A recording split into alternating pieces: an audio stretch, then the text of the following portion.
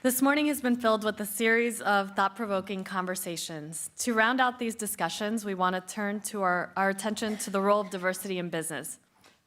Please join me in welcoming Monica Mantilla, the president and CEO of Altura Capital, an investment solutions company that currently serves 16 of the largest institutional investors in the world. Susie Jaramillo, chief creative officer at Canticos, a branded collection of some of the most beloved nursery rhymes and songs from all over the Spanish-speaking world. And Patricia Funegra, the CEO of La Cocina VA, a workforce and small business development nonprofit organization that provides vocational and technical job training for the food, service, and hospitality industries. Juleika Lantigua Williams is back for this final conversation. Juleika, over to you. Hi. Now I get to look at you guys. Thank you so much, ladies. I've devised a quick challenge for them. 12 seconds to give us the elevator pitch for each of your businesses. Go. Wow, okay. So I guess I would say purpose, right? What do we do? And so that philosophical statement of what we do every day is the aim of transforming societies through entrepreneurial success. That sounds fancy. Okay. Next. I'll share more. So in Cantos Media Studios, we tell stories inspired by a world of culture. Our first brand and story platform is Canticos. Now you can find Canticos on nickjr.com. And soon you will see a suite of Canticos products in a big box store near you. I'm in the business of empowering the planners, the makers of better futures through providing access to an ecosystem of resources for entrepreneurs and job seekers. Nice. That was all under 12 seconds. Okay. I would invest. I would totally invest. All right. So you guys are here today because you created something that didn't exist before, right? But there isn't such a thing as an overnight success. So I imagine that there were a lot of challenges and obstacles that you guys overcame.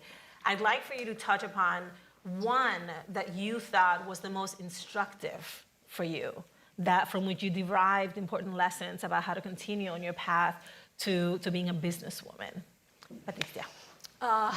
Yeah, I will probably present it in two different sides of the problem or the challenge.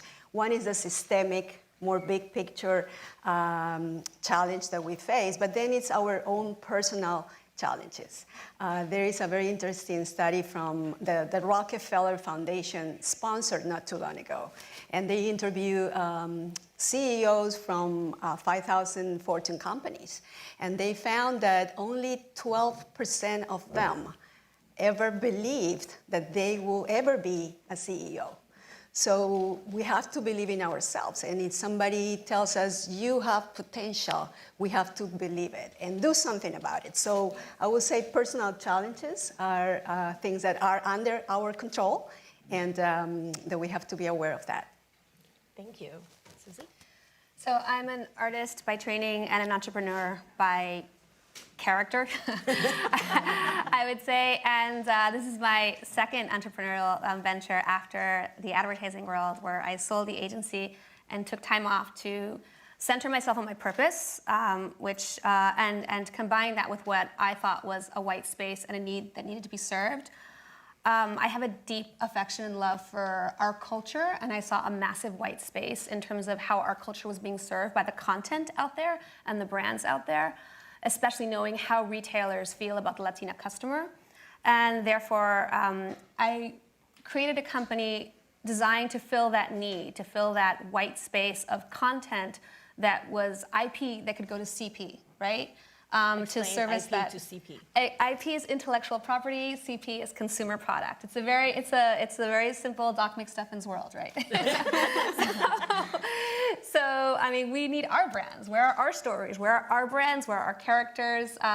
It's 2% of Hollywood is Latino, 18% of the population is Latino.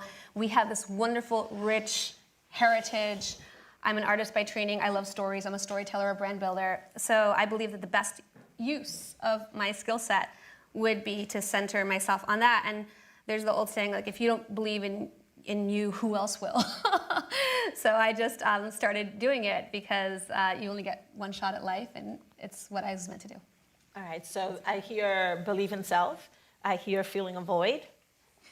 Yeah, one of the things that I've been extremely passionate about, and it's because it's such a big challenge, right? And I feel that we do all together have the capacity to overcome it, is the huge opportunity that relies in our communities and in women and in the Hispanic community. We think about the Hispanic community, there's a $1.5 trillion gap that if we were at parity of capital, we would be able to grow and transform our companies in a much more significant way than what we have the ability to do now. So for me, that's a big problem that I love to help address and resolve. And so that it's a question that is a very complex one because it has many areas. It has an area of getting better research so we can better understand our problems. It has an aspect of building our entrepreneurial capacity, so entrepreneurs are better at what they do. And it also has a perspective of getting to work better with corporations so that we can provide the products and services that they need and we can win together. So for me, that's a huge problem, but also a huge opportunity. And what we've tried to do is build the financial solutions that will allow these companies, as we identify them and work with them, to be able to grow. So we can give them both capital and strategic resources. And the big challenge on a personal side, I'd say, is I came when I was 25 years old, and I was a lady in a new country with no job, with no networks, with just great education and a great family who supported us. So I think that we as immigrants reinvent ourselves when we come here, but that actually creates like an interesting contrast of who we were in our countries, who we are here, and we end up feeling, what I feel now is that we truly are one. It's just a journey that has had, not many stops. So I want to pivot from what you just said, because I think you touched upon probably the most consequential barrier to entry, which is access to capital. So I want to ask Patricia and Susie to talk about, in as much detail as you can and as frankly as you can, about how did you overcome that? Because it takes money to make money. Mm-hmm. So absolutely. I'm in the nonprofit sector, so it's probably different than my colleagues here. But grants and donations are the regular sources of funding. However, we are exploring and working with impact investors these days, which is it's a new movement that of investors, private funds and private money that are trying to do well and do good at the same time. So they put their money and their investments on the issues that they care about. So workforce development in our case, and entrepreneurship. So we are exploring that interesting new space, and for the ones in the audience interested in working or currently working in the nonprofit sector, I will suggest to explore that and to be open-minded. We have to create different sources of revenue. It's a competitive market, and even more now than ever with the political context, nonprofits are suffering from that. But we have to be, like in business, smart, creative, innovative to find different sources of funding. thank you. Susie? So I had the fortune of working in media prior to this second incarnation of who we are. And in media, I was able to have great relationships with so many, Latin professionals who understood the white space and understood the massive opportunity around the Latina customer, right? So when I came up with this idea, I took it to my friends and colleagues who I knew would just see it, would see the white space, would get the opportunity. And we self-funded together. Okay. And with our relationships, because between the four of us, we know a lot of people, we were able to put a lot together. So it really came from understanding the white space, understanding how to put the pieces together creatively, understanding what kind of expertise, what kind of media expertise, background expertise can help bring the project to life, and just as professionals funding it ourselves, and that's how we got it off the ground.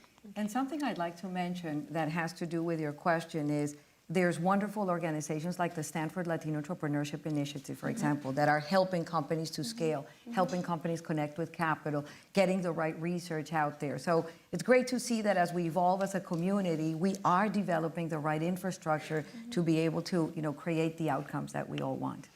That was perfect, because my next question is to you, because you, all of us, have more of a bird's eye view on the trends within Latina business and entrepreneurship. And so I wanted to know, where are the greatest opportunities right now? In what sectors, in what field? Where is the it career for 5 or 10 years from now that Latinas should be thinking about today? That's a great question. And so we have a pool of capital, $147 million to invest in small businesses. So we're always asking ourselves the question, where are we going to deploy it? So we listen a lot to corporate America because corporate America is the biggest potential buyer of goods and services of Latinos. So for example, in the retail sector, there's ethnic food, there's ethnic products. We were just talking about media products, right? Addressing, cultural affinities. And so we try to listen to the voice of corporations and understand what they need, whether it's retail, whether it's manufacturing capacity, infrastructure building, and it could be healthcare. For example, there's a lot of transformational models in healthcare. There's lots of transformational models in education. So we're trying to listen to the voice of the market, and we're sort of always tracking a recipe of 4 ingredients, right? Okay. Finding the right entrepreneurs, finding the right small minority businesses to invest in, finding the right corporations that will buy the goods and services, and providing them the right capital structure so those 3 pieces, and with the 4th capital, can create the right successful story. So, but I would say in the retail arena, there's definitely a great opportunity to continue to work with the Krogers of the world, the Walmarts of the world, the CVSs of the world, to be able to address the needs because our market is not the minority market anymore. Right. Our market is actually the majority market. And just to jump in, our market drives the growth. Like all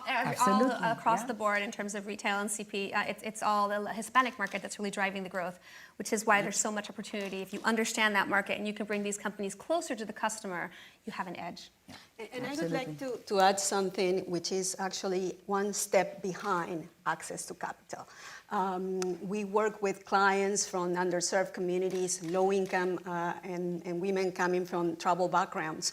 So when they have an idea to open a business, and in our case, in the food service industry, they feel lost. They don't know where to start, where to go, who to talk to, what type of training they need to access, and capital comes at the end of that road.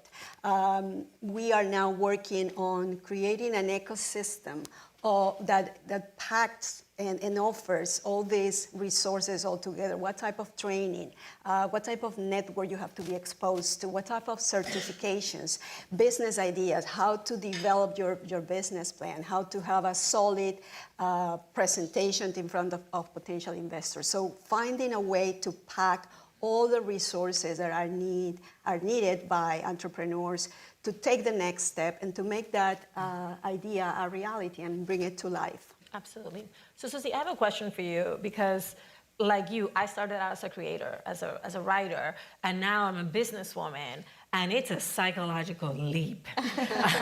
It really is. I mean, I'm still kind of like in the middle of the leap, hoping to just land on the other side. But a lot of really, really talented Latinas come from the creative field, right? They're artists, they're designers, they're performers, they're writers, all kinds. And they have a really hard time envisioning that what they do is a business. So what advice would you give to the creative Latinas who really should be thinking about themselves as an LLC, you know? Yeah. So understand your audience, understand what they're looking for, and understand the business opportunity around what you do. Because people have a ton of options, and there must be more than just your love of doing it. If nobody wants to buy it, you won't get very far. So, and hence, when we started with Canticos, we started with these beloved nursery rhymes because, oh my gosh, everyone loves Los Pollitos, but there's no really cute Los Pollitos board book, and there's no really cute Elefantitos board book. So, I mean, when you start with like the low-hanging fruit in terms of like the white space, great, you're talented. Okay, now how can you apply those talents to like the market needs? Right? What out there do people really want to see? What story hasn't been told that you feel there's an audience hankering for that story? Find that story and tell it, right? So that would be my advice. It's not about you. It's about how your talents can serve a wider audience. Okay, thank you. And if you're looking to build a business, I would say find your business partner, right? Okay. Everybody brings something to the table. You might be the creative side. Yeah. So make sure you find someone that also knows accounting, knows finance, knows financial projections, and learn it. Don't be afraid of it. Learn it, embrace it. Absolutely. I could not agree with you more. I am right there. I love you, Excel. Ooh, me and Excel every day, duking it out.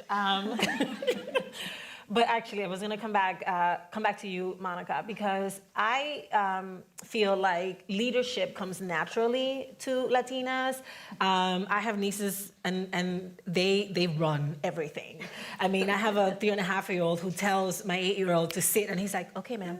And so I feel like the leadership comes naturally, but the imagining oneself as CEO, as an entrepreneur, that definitely takes a leap. So when should we start thinking about introducing these ideas to our girls, and how do we also create examples for them at home, in their classrooms, in their friend groups? Like, how do we put that spark in them? So I have two daughters, a 12-year-old and a 20-year-old, and I started to talk to them about stocks and bonds and entrepreneurship since they, like, along with ABC 1, 2, 3, right? Because I think that all these are concepts that, and my mother, I think I am, and I've done the humble things I've been able to accomplish because I had a mother who always told me there's no limit. You can, work hard, study hard, demonstrate your caliber, and there was this sense of no limit. And I think that is a very important thing to instill in our girls, that there are no limits, that there are mistakes we will make, that there are many things we need to learn, that we'll have strengths and weaknesses always, but that the path is always there for the one who's able to learn, pick up the pieces, and move forward. And just be able to stand up, learn the lesson, and move forward. Mm-hmm. So I think that there's never a too young for that. And I think that instilling that in ourselves also, because, the road, as you said at the beginning, is one where there always will be failures and successes. And we probably will learn more about the failures than we will about the successes. And so having that mindset of every opportunity that went south is actually a great opportunity to sit down, reflect, and say, given that happened, what's my next game going to be? So, and never too young is there. I think my daughter is 6, and she's the most efficient boss lady of the house. Like, she runs everything. So I think sometimes they just pick things up. But yeah, I mean, it's amazing. Just to set the best example you can possibly set, I suppose. Yeah. And I think that summarizes to role models. And for the ones that have been called to serve and are participating at platforms of influence and some type of power, it's our responsibility to bring others along the way and expose them to leadership development opportunities, to be actives in their community. So role models and mentors are important as well. So good, you were the last one to talk. My question is for you. Well, it's for all of you, but I wanted you to start thinking about it because you alluded to it in an earlier response where you said that the current political environment has had some impact on nonprofits. And the question is for the entire panel, has the current political environment positively or negatively impacted your business and how you go about it? Definitely impacted my community, the Latino community that we work with here in the DMV region. There is a lot of fear. But on the other side, the example of Alexandria winning last night in New York, to me, activism is the suspension of disbelief. So we have to go out and put our word in front of, once again, these tables of influence to advocate for change. And that's what we teach and expose our clients to. We have to have a voice that represents us, and diversity only gives us that representation, but inclusion is what will give us real change. So to bring those voices to those tables, to invite elected officials to come down to the communities and not just to talk to them, but to listen to what they have to say and do something about it. And us, as representatives of those communities, to follow through, to keep advocating and influence that system that unfortunately is going through very tough times these days. Thank you. Susie. I think that given the current sort of climate and the conversation around Latinos and who we are, it becomes more and more important that we control our narrative, that we tell our own stories of who we are as a people, of what our culture looks like. The idea with Canticos is that when Canticos goes into supermarkets and you see, plush, beautiful Los Pollitos and books and clothing, you'll think, this is my culture. I'm badging myself with some of the most beautiful parts of what made my childhood wonderful, right? So I think it creates actually more demand for content where you are well represented, for content that speaks to you. So I think on the one hand, it's a challenging climate, but on the other hand, it really creates more market demand to see how people should be represented. Hence Coco's massive Exactly, success. massive success. Okay. And I think on the entrepreneurial side, Hispanic firms are growing at 3 times the pace of the rest of the market. So we're growing regardless, right? In this market, we'll continue to boom. That speaks to a tremendous amount of opportunity. And I'm a private equity fund, and many private equity funds invest in companies that are 5 million plus EBITDA, 10 million plus EBITDA. We're on this lower side of 1 to 5 million EBITDA. We could do larger, but we see a lot of opportunity in that smaller market. So, and it's still underserved. There's still much less competition that there is on the upper tier. So what we see is a tremendous amount of opportunity, and actually through this new tax reform, there's a phenomenal opportunity, a window of opportunity with the opportunity zones that have been created. And so I think that is something to be tracked, to be developed. There's a phenomenal opportunity to create pools of funds that are going to serve these opportunity zones. And that is probably estimated it is estimated to be on the $1 trillion market, larger than the CDFI world or the new market tax credit. So there's a tremendous amount of opportunity if we look at it from the entrepreneurial side, and it's important to be attentive to those and build the infrastructures and the solutions that can continue to serve our markets. That's beautiful. All right, I've got 2 questions from the audience. Right there, hi. Yes, you. Hi, good morning, everybody. My name is Elisa Cruz, and I'm 16 years old, and this is my first time here. And I had an interesting question because although I have a passion for politics, this summit is also about CEOs and business. And to me, for the panel, my question actually came on time. Why is it important for young people to start thinking about business, to start thinking about the market, stocks and bonds, and not only for Latinos, but just all minorities in general? And also focusing back on Latinos, why is it important for us, you guys mentioned identity and all of that, like Coco, and just in general, why do we need to know? Because I'm pretty sure some of us, I had economics class and I was just ugh. So it's just why do we have to start having these conversations now? And also, what can we do? All right, thank you so much, and welcome. You want to go first? Sure. So we probably have to think about the future of work. And the future of work is threefold for me. It's all rooted on entrepreneurship. So people like us that all over the world are starting companies to create change or to create wealth. And the second piece of that threefold is intrapreneurship, which is how corporations are now looking to hire entrepreneurs, people with entrepreneurial skills, people that are problem solvers, people that take risks and are innovative. And the third part of that threefold is freelance. Freelance represents 53 million jobs in the United States, and it's around 34% of our population, and it's going to grow to 45%, it's expected. So thinking about what the future is expecting from all of us, what type of skills, what type of systems around us have to be created in order for us and you as a young women to succeed. That was a great answer.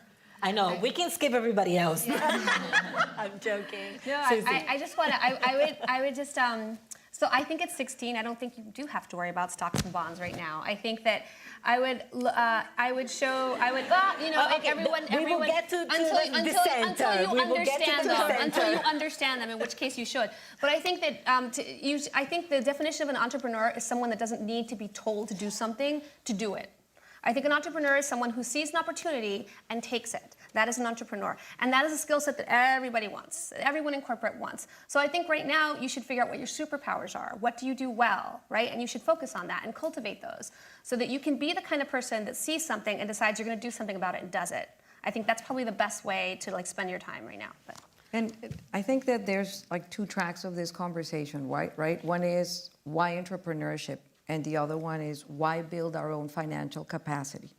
And I'll tell you some thoughts about the importance of building our own financial capacity. Capital is the blood of our financial system, is the blood of our economic system. We as a community need to be architects of our own solutions. We need to aspire to have our own banks, our own CDFIs, our own funds, our own organizations that are going to be attentive to our needs. And that's the way many other communities have done it. Not to be isolated in any way, but to actually be able to participate in an effective way. One of our most successful opportunities was when U.S. Treasury gave us the chance to run 2 significant programs and partnered us with some of the largest institutional investors in the world to do so. So I think that building our financial capacity and being architects of our own solutions is at the core of being successful as a community, alongside political power and entrepreneurial power. But building our own financial capacity, in my estimation, is fundamental for our success. So we need you in finance. Yeah, definitely. All right, one more question right here in the front.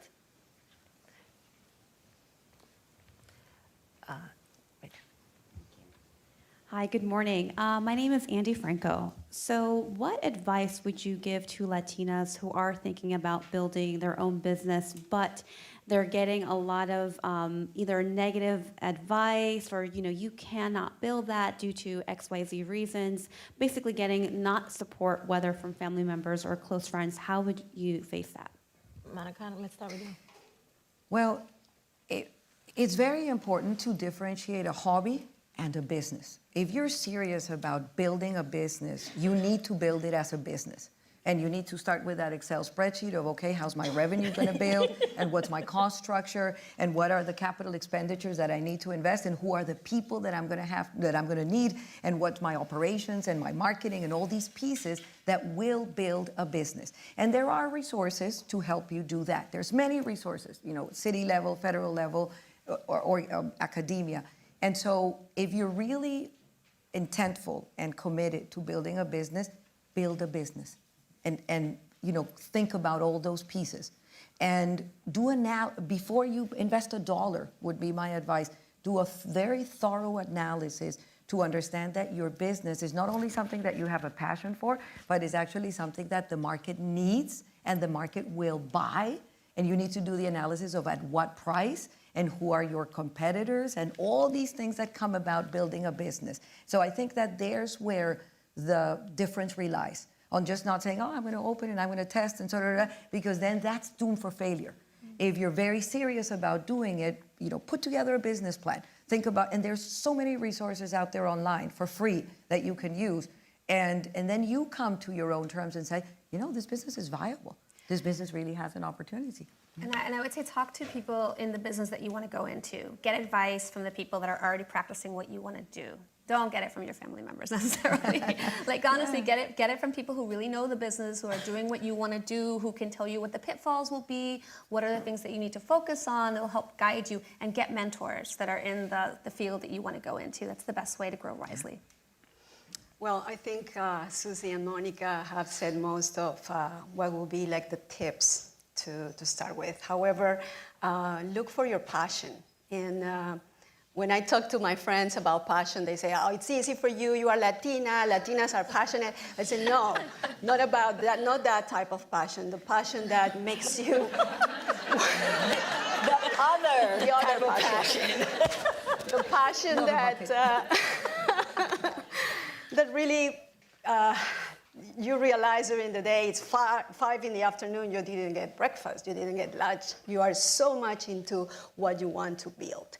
That thing that makes you wake up in the morning happy to go over your day, and understand what solution you are bringing to the world. We are providing solutions to social and economic issues. We are providing a need for consumers. Understand what is that solution that you are proposing to the world, and become a subject matter expert, that nobody knows more about that than you. All right, let's thank them for their brilliance, please.